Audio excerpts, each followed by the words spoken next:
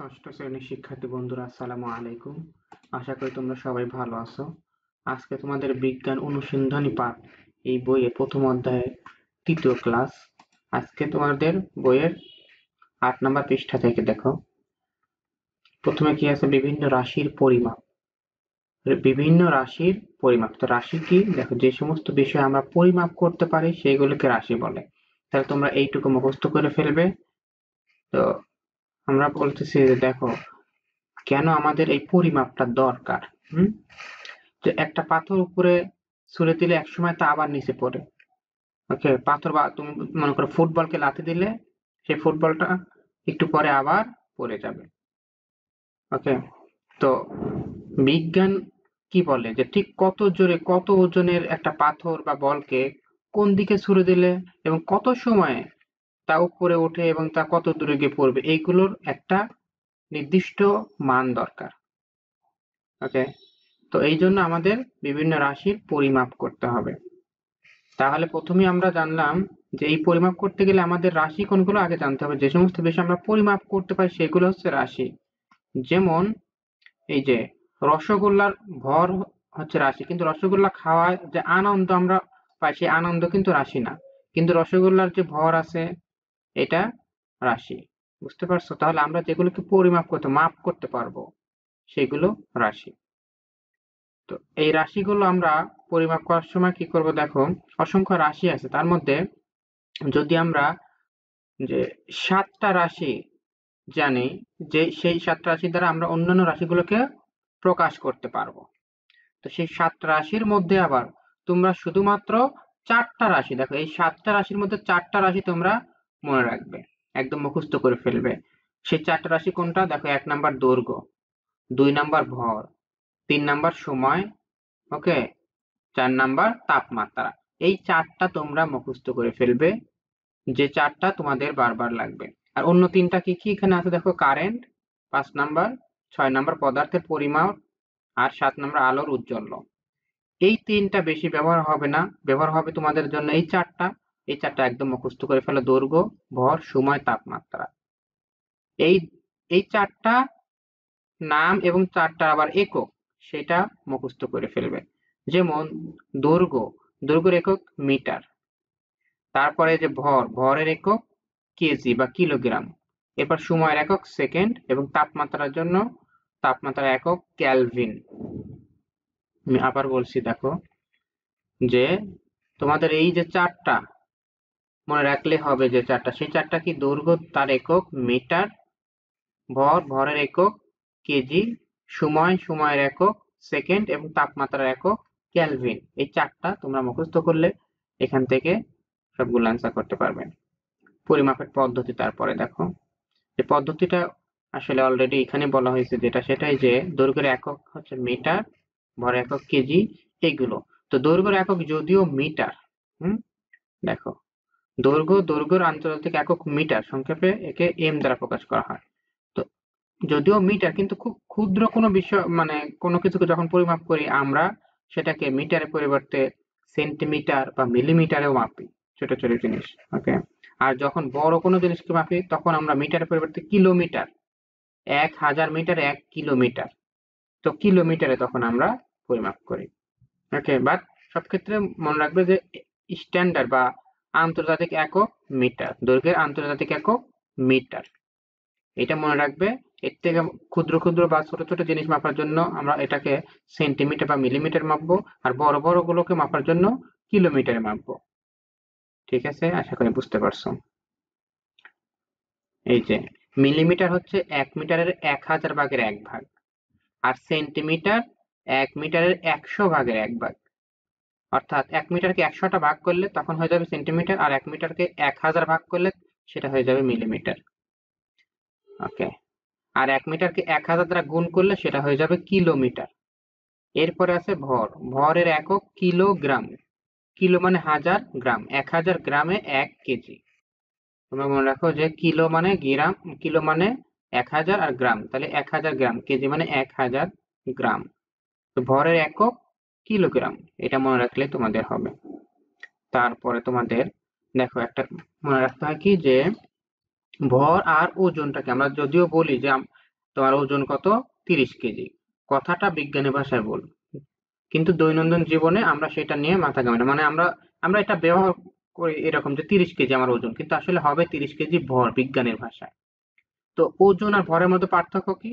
যে ভরকে যদি জি দ্বারা গুণ করি, দেখো ভরকে জি দ্বারা গুণ করলে সেটা হয়ে যাবে ওজন। জি মানে কত? জি এর মান 9.8। জি এর মান 9.8। এটা হচ্ছে পৃথিবীতে জি এর মান 9.8। এই 9.8 দ্বারা যখন আমরা কোনো ভরকে গুণ করবো তখন সেটা হয়ে যাবে ওজন।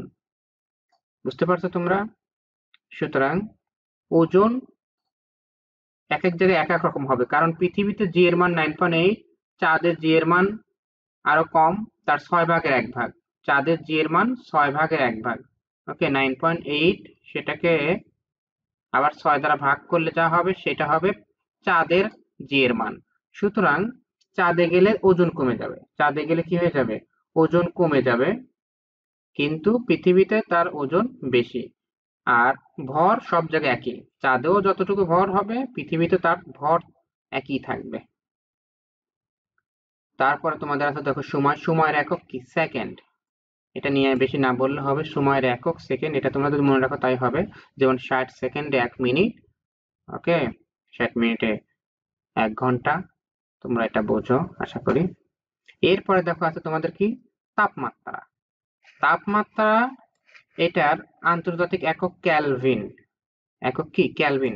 যদি আমরা ব্যবহার করি অনেক ক্ষেত্রে সেলসিয়াস এবং ফারেনহাইট, যে পানির তাপমাত্রা কত ডিগ্রি সেলসিয়াস, বা এখন বর্তমানে কত ডিগ্রি সেলসিয়াস তাপমাত্রা। শীতকালে তাপমাত্রা একটু কমে এসে 10 ডিগ্রি সেলসিয়াস বা 9 ডিগ্রি 8 ডিগ্রি এরকম সেলসিয়াস হয় শীতকাল তাপমাত্রা, আমরা এভাবে বলি। তারপরে আমরা যখন জ্বর মাপি, হ্যাঁ, জ্বর মাপার সময় কি বলি? ফারেনহাইট। যে একজনের জ্বর 100 101 ডিগ্রি ফারেনহাইট ওগুলো। তাহলে ফারেনহাইট এবং সেলসিয়াস আমরা ব্যবহার করি, কিন্তু এর আন্তর্জাতিক একক কি? ক্যালভিন। তাহলে আমাদের তিনটার মধ্যে সম্পর্কটা জানা দরকার। তো তিনটার মধ্যে সম্পর্ক কি দেখো। আমাদের এই যে সেলসিয়াস, সেলসিয়াস 0 ডিগ্রি সেন্টিগ্রেড তাপমাত্রার নিচে পানিগুলো বরফ হয়ে যায়। 0 ডিগ্রি থেকে তাপমাত্রা বরফ শুরু হয়ে তার নিচে মাইনাস হলে তখন কি হয়ে যায়? বরফ হবে। আর 100 ডিগ্রি সেলসিয়াস তাপমাত্রায় পানি ফুটতে থাকে। সেই একই তাপমাত্রাটাকে যখন আমি ক্যালভিনে লিখবো, তো ক্যালভিনের সাথে কি করতে হবে? 273 যোগ করতে হবে। 273 যোগ করবে, তাহলে 100 + 273 তাহলে কত হবে? এটা 373 ক্যালভিন। তাহলে 100 ডিগ্রি সেলসিয়াস মানে 373 ডিগ্রি ক্যালভিন। ওকে, 373 ডিগ্রি ক্যালভিন। তারপর 0 ডিগ্রি সেলসিয়াস মানে তার সাথে কত যোগ করব? এই যে 273 যোগ করো। 273 যোগ করলে কত? শূন্যর সাথে 273 যোগ করলে 273 ক্যালভিন। সো 0 ডিগ্রি সেলসিয়াস, দেখো 0 degree Celsius equal to 273 degree kelvin. আর 100 degree Celsius equal to, okay, 100 degree Celsius equal to কত? 373 ডিগ্রি ক্যালভিন। অনুরূপভাবে ফারেনহাইটের সাথে এগুলো সম্পর্ক কি দেখো। যখন 0 ডিগ্রি সেলসিয়াস তখন সেটা 300, সরি, তখন সেটা 32 ডিগ্রি ফারেনহাইট। আর যখন 100 ডিগ্রি সেলসিয়াস সেটা 212 ডিগ্রি ফারেনহাইট। 212 degree Fahrenheit. তাহলে এই তিনটার মধ্যে যদি সম্পর্ক তোমরা জানতে চাও যে একটা থেকে আরেকটা কিভাবে যাবে, তো দেখো তোমাদেরকে আমি এটা বলে দিচ্ছি। আমি টি তে টেম্পারেচার বা তাপমাত্রা, সেলসিয়াস, সি তে সেলসিয়াস, আর কে তে ক্যালভিন এবং এফ তে ফারেনহাইট বোঝাচ্ছি। তাহলে তাদের মধ্যে সম্পর্ক সূত্র এটা দেখো, যে সেলসিয়াসকে 5 দ্বারা ভাগ করব, ক্যালভিনকেও 5 দ্বারা ভাগ করব, আর ফারেনহাইট -32/9। এই সূত্র তোমাদের বইতে দেয়া আছে। তাহলে তোমাকে যদি বলে শুধু এই, মনে করো সেলসিয়াসে দেওয়া আছে কত degree? 30 degree Celsius, 30 degree Celsius. তাহলে সেটা ফারেনহাইটে কত হবে? ওকে, ফারেনহাইটে কত হবে দেখো। আমরা কিভাবে বের করব? সহজে দেখো, যে T F minus 32/9 equal to TC. তাহলে টিসি কত? 30 ধরছি, তাহলে 30 বসায় দাও, 30 আর ভাগ 5। এটাকে বা কিভাবে বের করবে দেখো, এই 30 কে 5 দ্বারা ভাগ করলে কত হবে? 6। ওকে, 6 আর এই 9 এই পাশে ভাগ ছিল ইকুয়াল এই পাশে, ওই পাশে গিয়ে কি হয়ে যাবে, গুণ হয়ে যাবে। ওকে, এই 9টা এখানে চলে গিয়ে গুণ হয়ে গেল।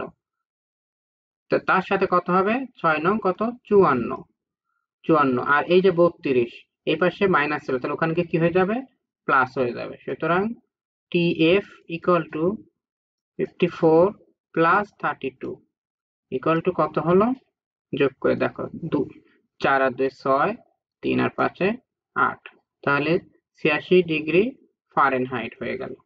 বুঝতে পারছো? সুতরাং আমরা বের করলাম 30 ডিগ্রি সেলসিয়াস মানে 86 ডিগ্রি ফারেনহাইট। এভাবে তোমরা বের করবে। এখানে মানে এই যে সূত্রটা আমাদের দেখো, এই সূত্রটাতে যে কোনো একটা দেয়া থাকবে, এই তিনটার মধ্যে যে কোনো একটা দিবে তোমাকে, দিয়ে আর একটা বের করতে বলবে। তো এইটা দিয়ে যদি এইটা বের করতে বলে, এই দুইটার সাথে সম্পর্ক লিখবে। যদি এইটা দিয়ে এটা বের করতে বলে, তখন এই দুইটার সাথে সম্পর্কটা লিখবে। তাহলে দেখবে সবগুলোই বের হয়ে যাবে। আশা করি তোমরা বুঝতে পারছো। তো আজকের ক্লাস এ পর্যন্তই। সকলকে ধন্যবাদ। আসসালামু আলাইকুম।